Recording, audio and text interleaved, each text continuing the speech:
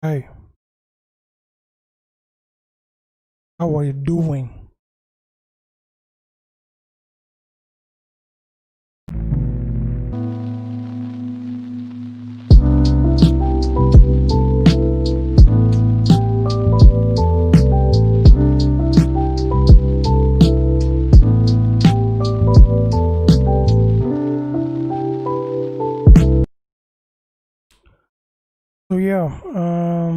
I'm just checking in.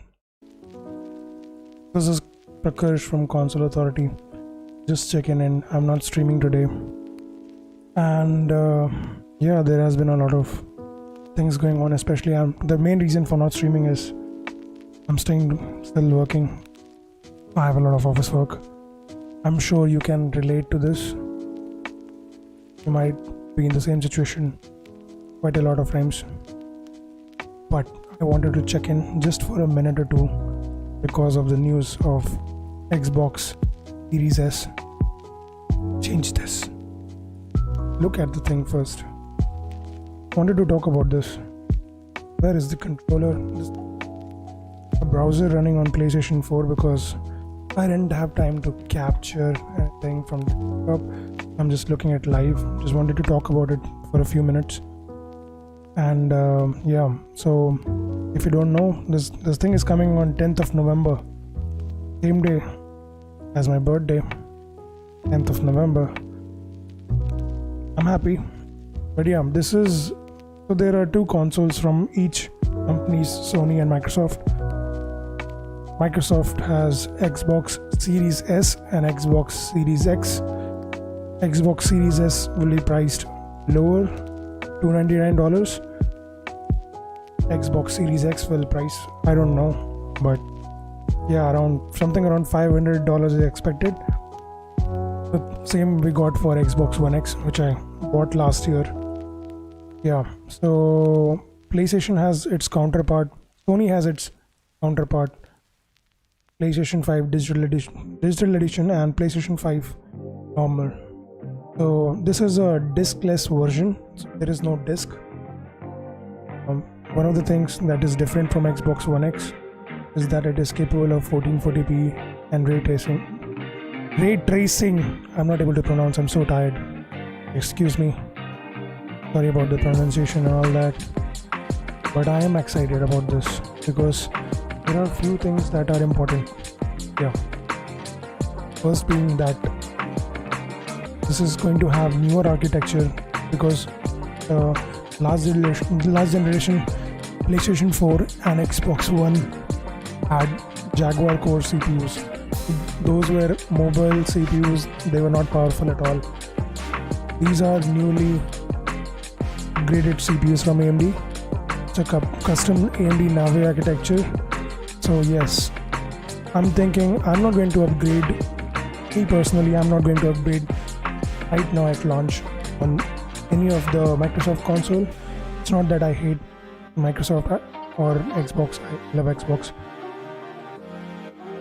It's just that I prefer Sony's exclusive, just like any other guy. So I'll just focus on those first. So I'll get a PlayStation 5 first. My opinion is that get a PlayStation 5 first because I already have an Xbox One X. So yeah, there is a difference between Xbox One X and Xbox Series S. Definitely the architecture difference. This is next gen stuff which we have not seen yet. We also know that a few days back AMD announced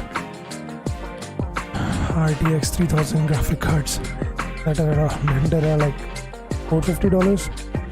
But yeah, every player, major player in this generation, the coming generation for gaming, is playing very nicely in terms of money because earlier these things were very expensive and getting your hands on some gaming hardware was very expensive. Now it has become quite reasonable, I would say. Yes, because a console would last you something around 4 to 5 years, I would say. I was a PC gamer, you can say that.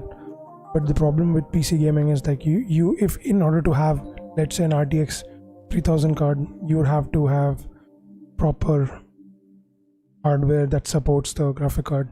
You need a powerful CPU, because that would be the bottleneck if you don't do that and just put a RTX 370 or 380. That's not going to work. So to avoid all the hassle and all that, and if you're busy, I prefer console, because that's just a specific hardware that you can open up, that you can power up for gaming. When you're done, you can just turn it off. Simple as that. You don't have any configuration and all that. But PC gaming is definitely, it gives you, if you are a fanatic of graphics like I was. But yeah, the time I spent with PlayStation 4 and Xbox One was the best gaming period, best 5 or 4 years that I had with gaming, all the experience, because I didn't have to worry about the hardware. I just have to get the game and just start. So obviously console has that kind of advantage. Yeah, I'm excited about this. Yeah, the page is definitely not responding because I've been trying to move it. Damn. There is not enough free system memory. I opened one browser, but that's okay. Anyways, we are going to be shifting to new hardware, right? Yeah, so Xbox Series X S, it's $299. I think many people can afford it. This is the good news for gaming in general, and Microsoft is doing things differently, and I like what Microsoft is doing. They are not playing the console game unlike PlayStation. PlayStation has its own, pros and cons. That dedicated console experience is definitely provided by PlayStation. Those strong first-party exclusives are provided by PlayStation. They have a really strong quality. That's why people keep coming back on PlayStation. But yeah, Microsoft is trying to reach out to each kind of gamers. Those they're focusing more on Xbox Game Pass. They're focusing more on subscription model instead of handing out the consoles. They obviously want everyone to buy consoles, but they're just focused on everyone getting subscribed to Game Pass and then maybe switching over to a better hardware. They're focusing more on the software experience, and I like their approach because that makes it very accessible. Because when game streaming launches in India right now, it's the official date is 15 September, but it's not launching in India. So game streaming will have two types of streaming provided by Xbox. You will have console streaming and you will have cloud streaming, so which is known as Project X Cloud. Project X Cloud has a release date of 15 September, not in India yet, but when it comes to India, you'll be able to access all the games on Xbox Game Pass on your mobile, just with the internet connection, or if you have an Xbox over the Wi-Fi, you can just remote stream it, like remote play maybe, that Sony has right now. So yeah, this and that. We also have a trailer for Xbox One S. Yeah, I'm not going to launch the trailer. You can go and watch trailers, and you can watch trailers and specifications anywhere. I just wanted to talk about Series S and my thoughts. I think it's a good step. I think if you compare it to PlayStation 5 Digital Edition, might be less powerful, because I think Digital Edition PlayStation 5, I don't know the specs about PlayStation 5 Digital Edition. Maybe it's the same. If it's the same, then obviously it's going to be more powerful than Xbox Series S. But yeah, it'll be more accessible for more people to enjoy, and that's a good thing. This was codenamed Lockhart Series S, and now we'll definitely have Xbox Series X, which is going to be 12 teraflops of performance.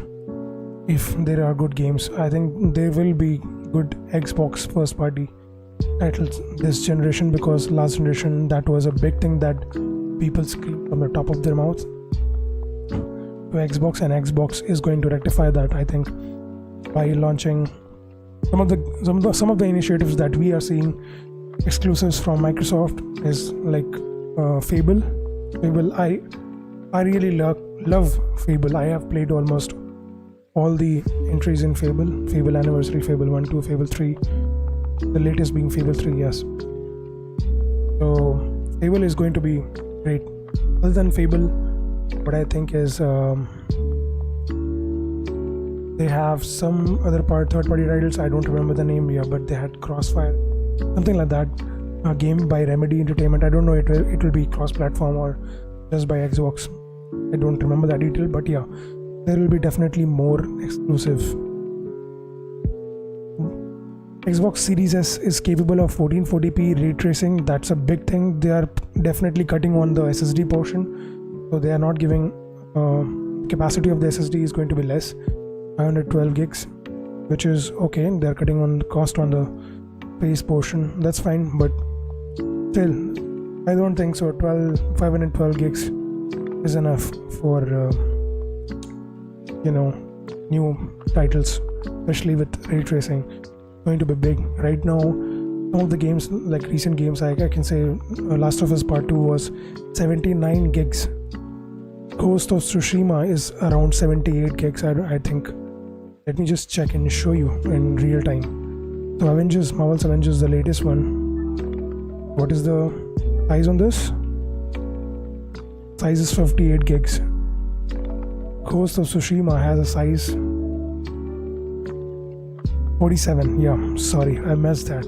Interchange 74. But yeah, Last of Us Part 2, it's still not downloaded, but it's around 78 gigs, 79 gigs. Yes, so games are getting bigger by each generation. 112 is not necessary. They'll have their own proprietary SSD. But yeah, this is good news for gaming in general. Ultimately, when gaming companies compete with each other, it's the gamer who benefits the most. I was just checking in 1 hour back. Trailer came out for this. Thank you for listening. Yeah, that's it. Console Authority signing out.